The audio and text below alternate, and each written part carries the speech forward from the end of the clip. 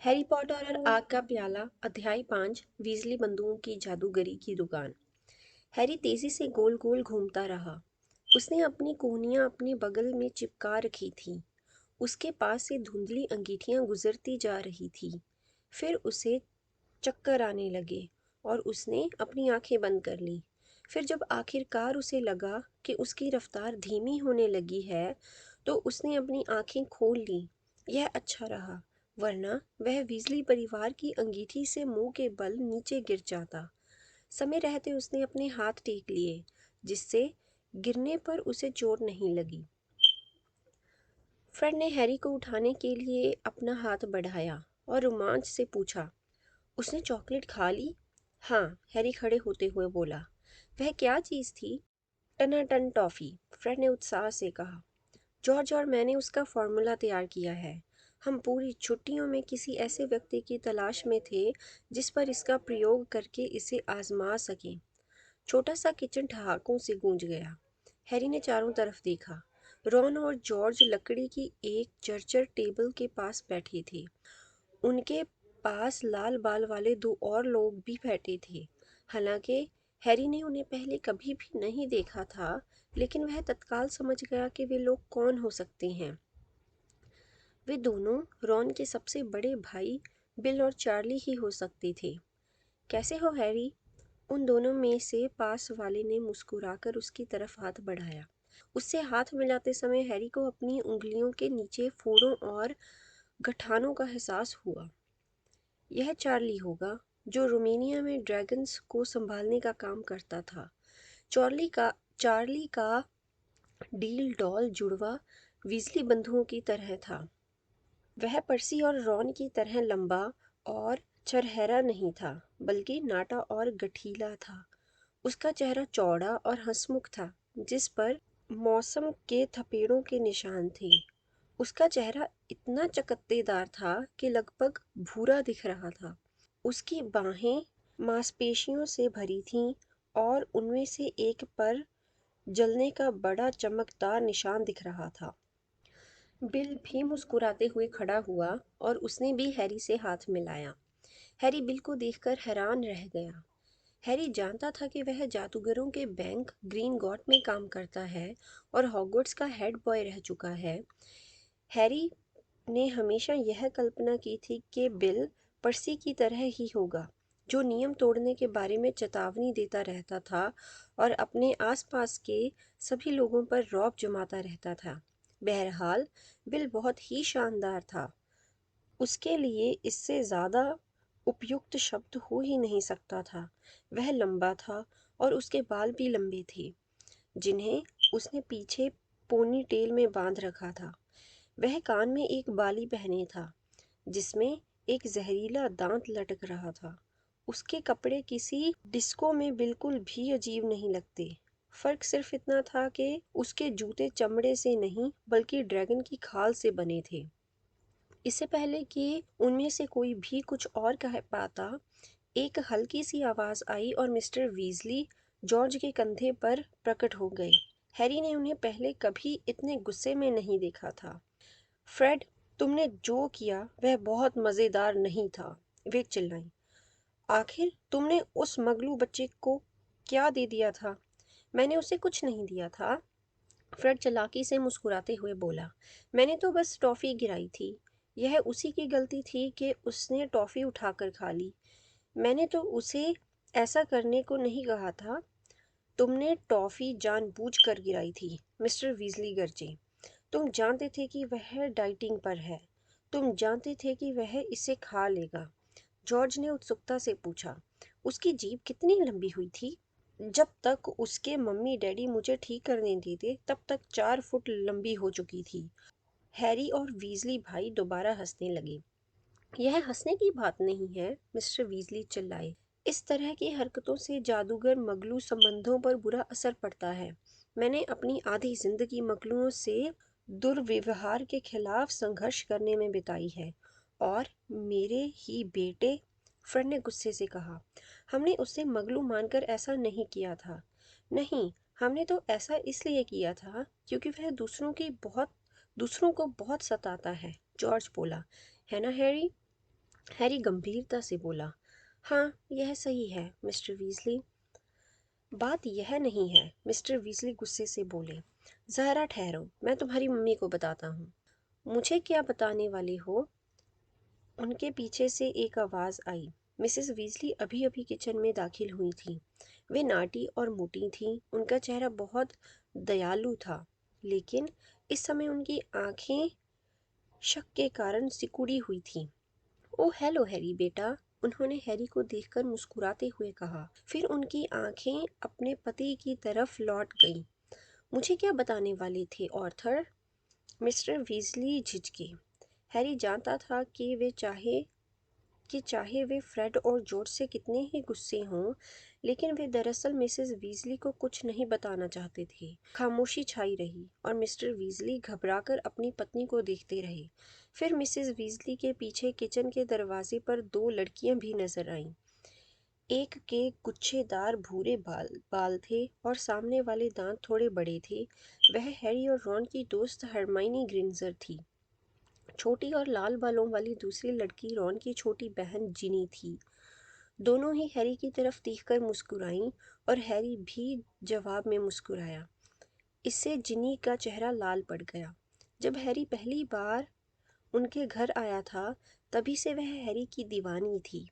Mrs Weasley ने खतरनाक अंदाज में पूछा, मुझे क्या बताने वाले थे ऑर्थर? कुछ नहीं मॉली, मिस्टर वीजली बुदबुदाए। फ्रेड और जॉर्ज ने, लेकिन मैंने उन्हें समझा दिया है। उन्होंने इस पर क्या किया है? मिसेस वीजली बोली।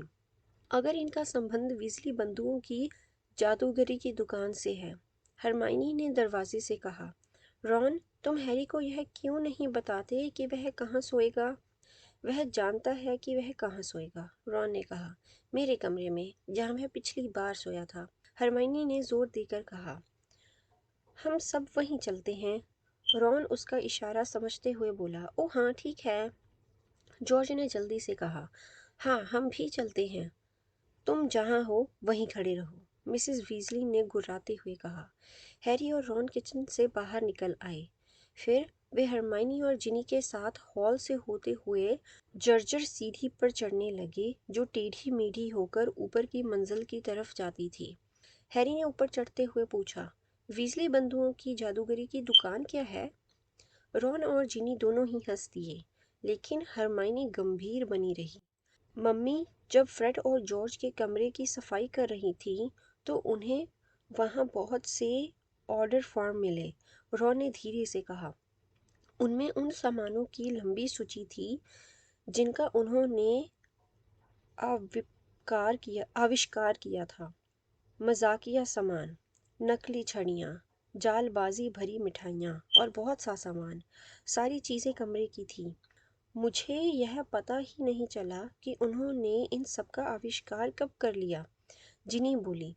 हमें बरसों से उनके कमरे में धमाकों की आवाज़ें सुनाई दे रही थीं, लेकिन हमने कभी सोचा भी नहीं था कि वे कोई आविष्कार कर रही होंगी। हमें तो लगा था कि उन्हें धमाकों की आवाज़ पसंद होगी। दिक्कत सिर्फ इतनी है कि ज़्यादातर सामान, दरअसल पूरा का पूरा सामान, थोड़ा खतरनाक है, रॉन बोला। और जानते हो, वे लोग इस सामान को हॉगवर्ट्स में बेचकर पैसे कमाने की योजना बना रहे थे। यह पता चलते ही मम्मी उन पर बरस पड़ी। मम्मी ने उन्हें बता दिया कि उन्हें भविष्य में इस तरह का सामान बनाने की इजाज़त नहीं है। मम्मी ने उनके सारे ऑर्डर फॉर्म जला दिए। वे उन पर पहले से ही गुस्सा थी। उन्हें उतने OWL नहीं मिले थे जितने की मम्मी को उम्मीद थी। OWL सामान्य जादूगरी स्तर के ग्रेड थे, जिसकी परीक्षा हॉगवर्ट्स के विद्यार्थी 15 साल की उम्र में देते थे। और फिर एक मुद्दा यह भी था, जिनी बोली। मम्मी चाहती हैं कि वे डैडी की तरह जादू मंत्रालय में नौकरी करें, लेकिन उन्होंने मम्मी को साफ शब्दों में बता दिया कि वे जोक शॉप यानी जादूगरी के रोचक सामानों की दुकान खोलना चाहती हैं। तभी दूसरी मंजिल का एक दरवाज़ा खुला और सींग के फ्रेम वाला चश्मा पहने हुए एक चिड़चिड़ा चेहरा नजर आया। हैरी बोला, हाय पर्सी। ओह हेलो हैरी, पर्सी बोला। मैं सोच रहा था कि इतना शोर कौन मचा रहा है। मैं यहाँ पर बड़ा ही महत्वपूर्ण काम कर रहा हूँ। मुझे ऑफिस की एक रिपोर्ट पूरी करनी है और जब लोग सीढ़ियों पर धम धम करते चढ़ते हैं तो ढंग से सोचना बहुत मुश्किल होता है। हम धम धम नहीं कर रहे थे, रॉन ने चिढ़कर कहा। हम तो चल रहे थे। अगर हमने जादू मंत्रालय के अति गोपनीय कामों में बाधा डाली हो तो हमें माफ कर देना। हैरी ने पूछा, तुम क्या कर रहे हो? अंतर्राष्ट्रीय जादुई सौंदर्य विभाग के लिए एक रिपोर्ट बना रहा हूँ, पर्सी ने गर्व से कहा। हम कढ़ाइयों की न्यूनतम मोटाई तय करने की कोशिश कर रहे हैं। विदेश से आयात होने वाली कुछ कढ़ाइयाँ बहुत पतली हैं। कढ़ाइयों से द्वर रिसने की घटनाएं हर साल 3% की दर से बढ़ रही हैं। तुम्हारी रिपोर्ट से दुनिया बदल जाएगी, रॉन बोला। मुझे उम्मीद है कि कढ़ाइयों के रिसने की खबर दैनिक जादूगर के पहले पन्ने पर छपेगी। पर्सी का चेहरा थोड़ा गुलाबी पड़ गया। तुम चाहे जितनी हंसी उड़ा लो रॉन, उसने जोश से कहा, लेकिन जब तक किसी तरह का अंतर्राष्ट्रीय कानून नहीं बनेगा तब तक बाजार में घटिया और पतली तली की कढ़ाइयाँ आती रहेंगी। यह बहुत बड़ा खतरा है। हाँ हाँ ठीक है, रॉन बोला और सीढ़ियाँ चढ़ने लगा। पर्सी ने अपने बेडरूम का दरवाज़ा धड़ाम से बंद कर लिया। जब हैरी, हरमाइनी और जिनी रॉन के पीछे पीछे सीढ़ियाँ चढ़े तो नीचे किचन से चिल्लाने की आवाज़ें सुनाई देने लगी।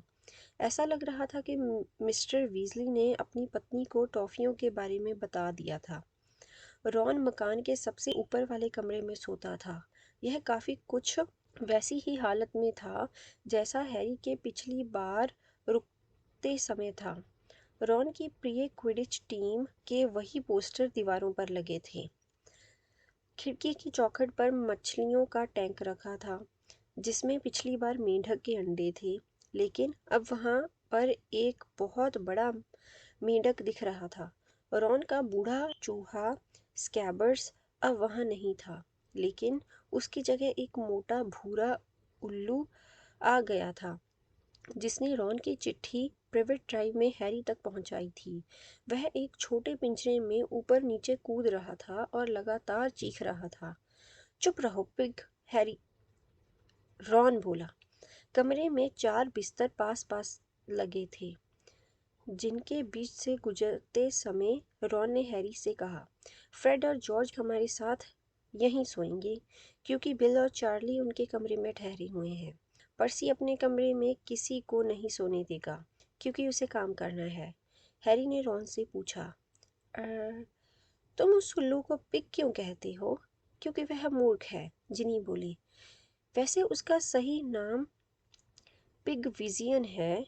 हाँ, और पिगविजियन कोई मूर्खतापूर्ण नाम नहीं है, रॉन ने व्यंग्य से कहा। फिर उसने हैरी को बताया, जिनी ने ही उसका नाम पिग रखा था।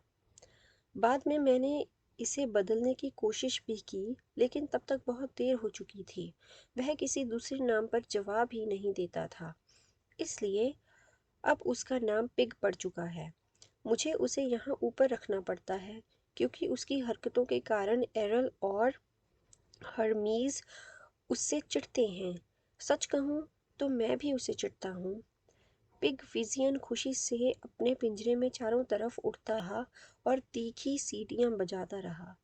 हैरी रॉन को बहुत अच्छी तरह से जानता था, इसलिए उसने उसकी बात को गंभीरता से नहीं लिया।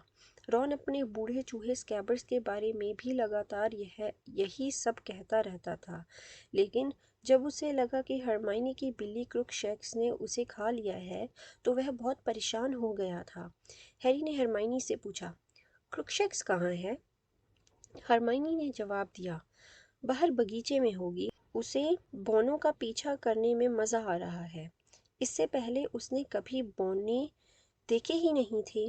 पर्सी नौकरी के मज़े ले रहा है ना? हैरी ने एक बिस्तर पर बैठते हुए कहा और दीवार पर लगे पोस्टर में चडले कैंसस के खिलाड़ियों को अंदर बाहर आते जाते हुए देखने लगा। मज़े ले रहा है, रॉन ने रहस्यमयी आवाज़ में कहा।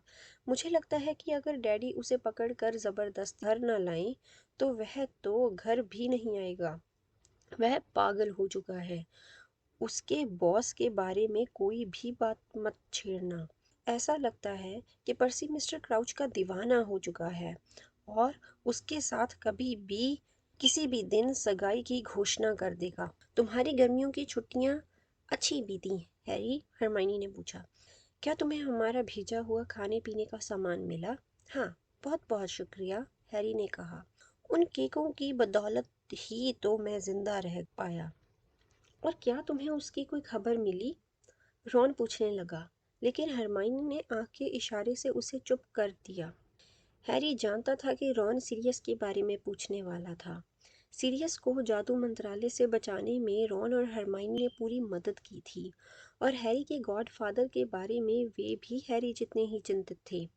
बहरहाल जिनी के सामने उसके बारे में बातचीत करना ठीक नहीं था। सिर्फ वे तीनों और डंबलडोर ही जानते थे कि सीरियस कैसे भागा था। सिर्फ उन्हें ही उसकी बेगुनाही पर यकीन था। मुझे लगता है कि अब उन लोगों की बहस खत्म हो गई है, हरमाइनी ने अजीब सी खामोशी को तोड़ते हुए कहा, क्योंकि जिनी जिज्ञासा से कभी रॉन को तो कभी हैरी को देख रही थी। हम नीचे चलकर डिनर में तुम्हारी मम्मी की मदद करें। हाँ ठीक है, रॉन बोला।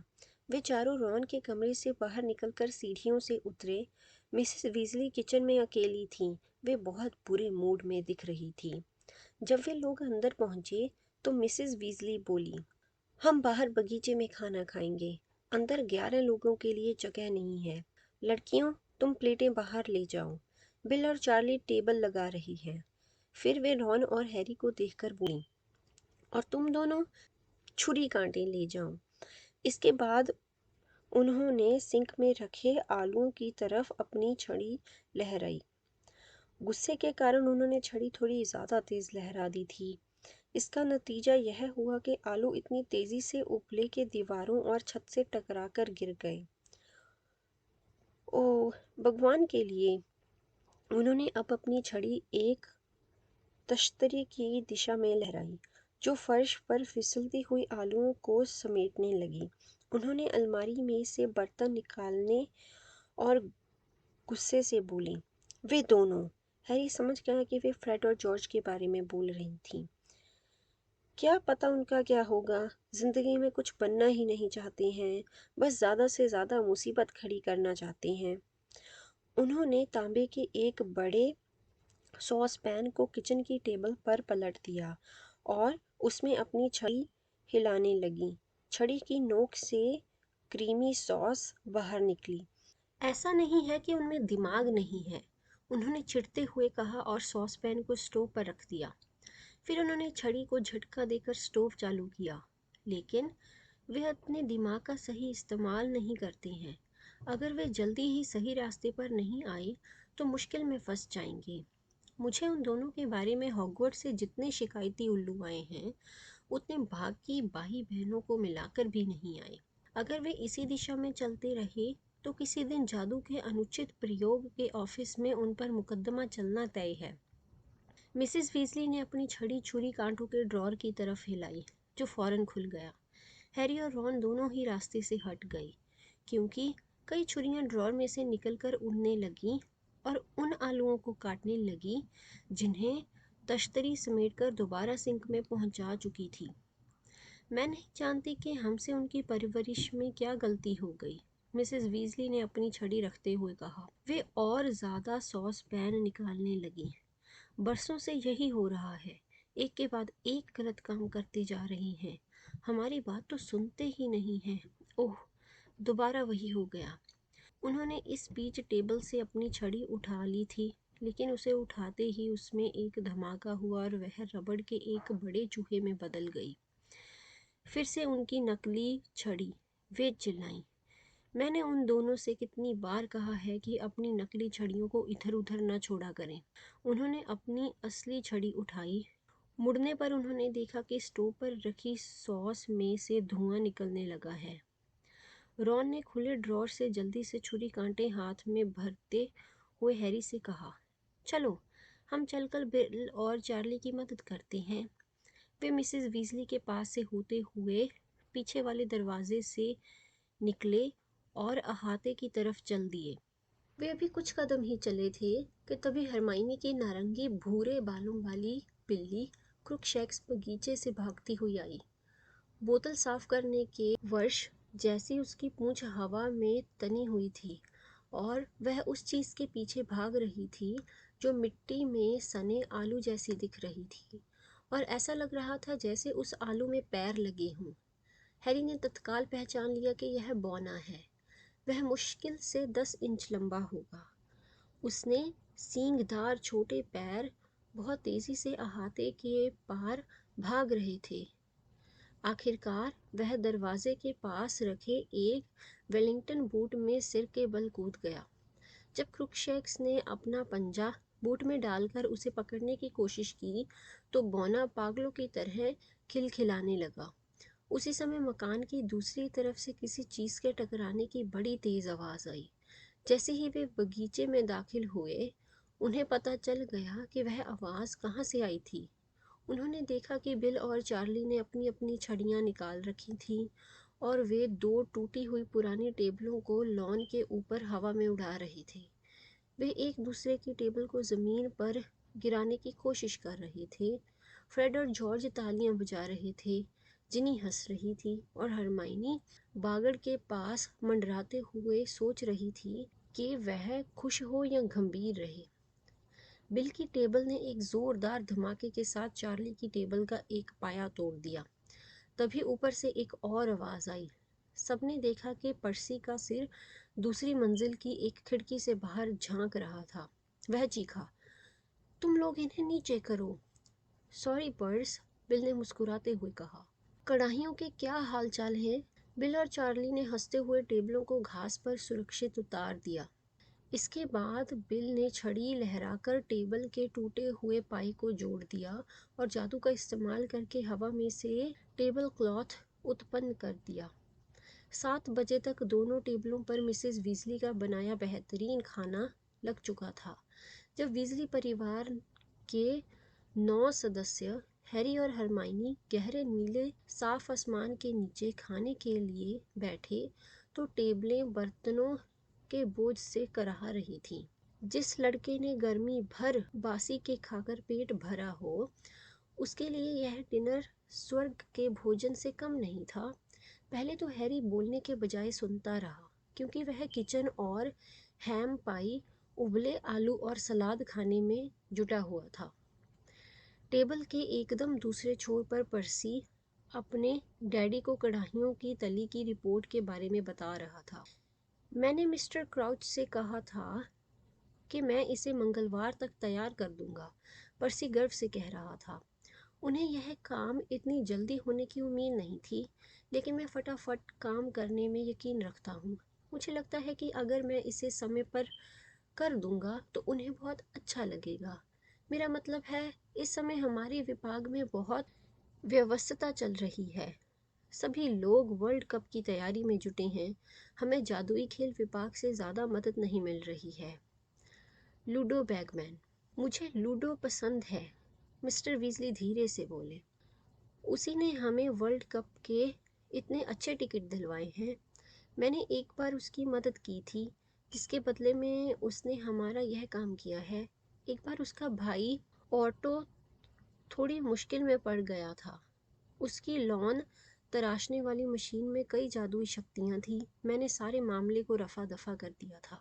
ओह, बैगमैन को पसंद तो किया जा सकता है, पर्सी ने उनकी बात को हवा में उड़ाते हुए कहा, लेकिन मैं यह नहीं समझ पा रहा हूँ कि वे विभाग के मुखिया कैसे बन गए। जब मैं उनकी तुलना मिस्टर क्राउच से करता हूँ, अगर हमारे विभाग का कोई व्यक्ति लापता हो जाए तो मिस्टर क्राउच उसे ढूंढने के लिए ज़मीन आसमान कर देते हैं। आप जानते हैं, बर्था जॉर्किंस 1 महीने से लापता है। वह छुट्टी मनाने अल्बानिया गई थी और अब तक वापस नहीं लौटी है। हाँ, मैंने लूडो से उसके बारे में पूछा था, मिस्टर वीजली ने त्योड़ियाँ चढ़ाते हुए कहा। लूडो का कहना है कि बर्था पहले भी कई बार लापता हो चुकी है। वैसे अगर मेरे विभाग के किसी व्यक्ति के साथ ऐसा हुआ होता तो मैं ज़रूर चिंता करता। सब जानते हैं कि बर्था कभी नहीं सुधर सकती, पर्सी ने कहा। मैंने सुना है कि वह बरसों से एक विभाग से दूसरे विभाग में धक्के धक्के खा रही है। वह जितना काम नहीं करती है उससे ज़्यादा तो मुसीबतें खड़ी कर देती है। लेकिन फिर भी बैगमैन को उसका पता लगाने की कोशिश तो करनी ही चाहिए। मिस्टर क्राउच इस मामले में व्यक्तिगत दिलचस्पी ले रही हैं। आप जानते ही हैं वह हमारे विभाग में पहले काम कर चुकी हैं और मुझे लगता है कि मिस्टर क्राउच उसे काफ़ी पसंद करते थे। लेकिन बैगमैन उनकी बात को हंसी में उड़ाकर कहते हैं कि शायद उसने नक्शे को गलत पढ़ लिया होगा और अल्बानिया के बजाय ऑस्ट्रेलिया पहुंच गई होगी। बहरहाल पर्सी ने एक ज़ोरदार आह भरी और फ्लावर वाइन का एक लंबा घूंट लिया। अंतर्राष्ट्रीय जादुई सौहार्द विभाग में हमारे पास बहुत ज़्यादा काम है। हमारे पास इतनी फुर्सत नहीं है कि दूसरे विभागों के बारे में चिंता करी जाए। जैसे कि आपको मालूम है हमें वर्ल्ड कप के बाद एक और बड़ा आयोजन करना है। उसने खास अंदाज में अपना गला साफ किया और टेबल के दूसरे सिरे की तरफ देखा जहां हैरी, रॉन और हरमाइनी बैठे थे। आप जानते हैं ना मैं किस आयोजन की बात कर रहा हूँ डैडी? उसने अपनी आवाज़ थोड़ी धीमी कर ली। बहुत ही खुफिया बात है। रॉन ने अपनी आंखें गोल घुमाकर हैरी और हरमाइनी से बुदबुदाकर कहा। जब से उसने नौकरी शुरू की है तब से वह चाहता है कि हम उससे पूछें कि कौन सा आयोजन होने वाला है। शायद मोटी तली वाली कढ़ाइयों की प्रदर्शनी लग रही होगी। टेबल के बीच वाले हिस्से में मिसेस वीजली बिल के कान की बाली के बारे में बहस कर रही थी जो उसने हाल ही में पहनी थी। बिल, इस पर जो जहरीला दांत लटक रहा है उसके बारे में बैंक के लोग क्या कहते हैं? बिल ने धैर्य से कहा, मम्मी, जब तक मैं बैंक के लिए कमाई करता रहूं तब तक किसी को भी मेरे हुलिये की परवाह नहीं है। और तुम्हारे बाल भी बहुत बढ़ चुके हैं। मिसेस वीजली ने अपनी छड़ी को प्यार से लहराती हुई कहा, अगर तुम कहो तो मैं इन्हें छोटा कर देती हूँ। मुझे ऐसे ही बाल पसंद हैं। जिनी बोली, जो बिल के पास बैठी थी। मम्मी, तुम कितने पुराने ज़माने की हो। वैसे भी बिल के बाल डम्बलडोर जितने बड़े तो नहीं हैं। मिसेस वीजली के पास बैठे फ्रेड, जॉर्ज और चार्ली वर्ल्ड कप के बारे में उत्साह से बातें कर रहे थे। आयरलैंड ही कप जीतेगा, चार्ली ने भारी आवाज़ में कहा, क्योंकि उसके मुंह में आलू भरा हुआ था। सेमीफाइनल्स में आयरलैंड ने पेरू को बुरी तरह धो डाला था। फ्रेड बोला, वैसे बुल्गारिया की टीम में विक्टर क्रम है। चार्ली ने जवाब दिया, बुल्गारिया के पास क्रम ही एक अच्छा खिलाड़ी है जबकि आयरलैंड के सातों खिलाड़ी अच्छे हैं। काश इंग्लैंड फाइनल में पहुंच पाता। इंग्लैंड की हार बहुत ही शर्मनाक थी, है ना? क्या हुआ था? हैरी ने उत्साह से पूछा। वह पछता रहा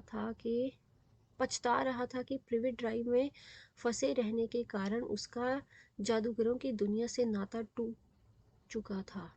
इतना पछतावा उसे पहले कभी नहीं हुआ था। हैरी क्विडिच का दीवाना था। हॉगवर्ट्स में अपने पहले साल में ही वह गुरुद्वार हाउस की क्विडिच टीम का खोजी बन गया था। उसके पास एक फायर बोल्ट भी थी जो दुनिया की सबसे अच्छी उड़ने वाली झाड़ू थी। इंग्लैंड ट्रांसिल्वेनिया से 390 और 10 से हार गया था। चार्ली ने निराशा से कहा। खाने से पहले मिस्टर वीजली ने मोमबत्तियां जला दी ताकि बगीचे में अंधेरा ना रहे। जब तक उन्होंने खाना खत्म किया पलंग टेबल पर काफ़ी नीचे मंडराने लगे और गर्म हवा घास तथा फूलों की खुशबू से महकने लगी। हैरी का पेट अच्छी तरह भर चुका था। अब वह बहुत सुखी महसूस कर रहा था और उसे दुनिया से कोई शिकायत नहीं थी। उसे हंसी आ रही थी जब उसने क्रुकशैक से डरकर भाग रहे बौने को गुलाब की झाड़ियों के बीच से जाते हुए देखा। रॉन ने जब सावधानी से चारों तरफ देखकर यह तसल्ली कर ली कि परिवार के बाकी लोग बातें करने में व्यस्त हैं? तो उसने हैरी से बहुत धीमे स्वर में पूछा। सीरियस की कोई खबर मिली? हरमाइनी ने भी चारों तरफ देखा और गौर से सुनने लगी। हाँ, हैरी ने आहिस्ता से कहा, 2 चिट्ठियाँ आई हैं। वह ठीक ठाक लग रहा है। मैंने उसे परसों ही चिट्ठी लिखी है। उसका जवाब यहाँ किसी भी समय आ सकता है। उसे अचानक यह याद आया कि उसने सीरियस को चिट्ठी क्यों लिखी थी, और एक पल के लिए तो वह रोन और हरमाइनी को यह बताने की कगार पर ही था कि उसके घाव का निशान दोबारा दुखा था। वह उन्हें अपने उस सपने के बारे में भी बताना चाहता था जिसने उसे नींद से जगा दिया था, लेकिन वह दरअसल इस समय इतना सुखी और शांत महसूस कर रहा था कि किसी को भी चिंता में नहीं डालना चाहता था। ज़रा समय तो देखो, मिसेस वीजली अचानक अपनी कलाई घड़ी की तरफ देखते हुए बोली। तुम सबको अपने अपने बिस्तर में होना चाहिए। तुम्हें कल वर्ल्ड कप देखने जाना है। इसके लिए तुम्हें कल मुंह अंधेरे उठना पड़ेगा। हैरी, तुम अपनी स्कूल की लिस्ट छोड़ जाना। मैं कल छूमंतर गली से तुम्हारा सारा सामान ले आऊँगी। मैं बाकी सभी का सामान लेने के लिए वहाँ जा रही हूँ। हो सकता है वर्ल्ड कप के बाद इस काम के लिए समय न बचे। पिछली बार तो मैच 5 दिन तक चला था। हैरी ने उत्साह से कहा, वाह, काश इस बार भी ऐसा ही हो। ऐसा बिल्कुल नहीं होना चाहिए, पर्सी ने गरिमा पूर्वक कहा। मैं यह सोचकर ही दहल जाता हूँ कि अगर मैं 5 दिन तक ऑफिस नहीं गया तो मेरी टेबल पर कितनी सारी फाइलें इकट्ठी हो जाएंगी। फ्रेड ने कहा, हाँ, हो सकता है कोई एक बार फिर ड्रैगन का गोबर भेज दे, है ना पर्सी?